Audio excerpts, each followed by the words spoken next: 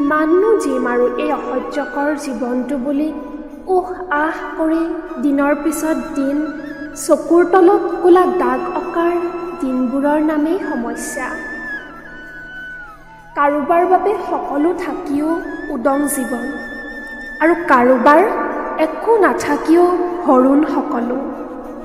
সকলো আছে কিন্তু তেওঁ সুখী হ'ব পৰা নাই আৰু কিছুৱে পানী দিয়া ভাত নিমখ তেলেৰে খাই সুখ বিচাৰি পাইছে। সমস্যানো কাৰ নাথাকে? আমাৰ সমস্যাই সমস্যা। ঘৰত সমস্যা, সমাজত সমস্যা, অঞ্চলত সমস্যা, দেশৰ সমস্যা। সমস্যাৰ আদি নাই, অন্তও নাই।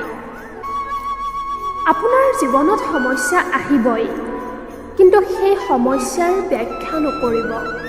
বেছিভাগেই হাঁহিব আৰু বাকীসকলে উতৌ কৰিব। মাথো 1% মানুহ সমভাগী হ'ব আপোনাৰ সমস্যাৰ। এই যে কি হ'ল, ক'ত হ'ল সংগতি আৰু কিয় হ'ল তাৰ প্ৰসংগ ভুলতেও নকৰিব। আপোনাৰ সমস্যাৰ সমাধানৰ বাট আপুনি নিজেই উলিয়াওক। সুবিধা পালেও অবিশ্বাসী 10জনক সমস্যাৰ কথা কৈ নিজকে হাঁহিয়াতৰ পাত্ৰ কৰি নুতুলিব। আপোনাৰ সমস্যা সমাধানতকৈ বেছি সমস্যা আপুনি সেইসকলৰ পৰা পাব। আপোনাৰ কাষত থকা 100জন আপোনাক নুবুজা মানুহতকৈ এজন এনেকুৱা মানুহ জৰুৰী যি আপোনাক বুজি পায়।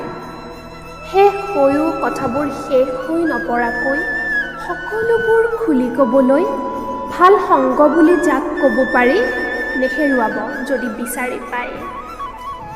প্ৰতিটো সমস্যাত আঁতৰ নহৈ মগজুৰ দৰ্জাত তলা নামাৰি আৱেগতকৈ বেছি নিজক প্ৰাধান্য দিয়ক।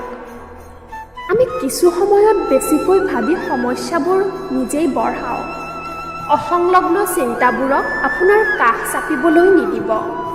মনটো যদি দৃঢ় হয়, লক্ষ্য যদি মহান হয়, মানুহ সদায় সফল হয়। সংশয় যেতিয়া নাশ হয় সমস্যাৰ, তেতিয়াই মৃত্যু হয়।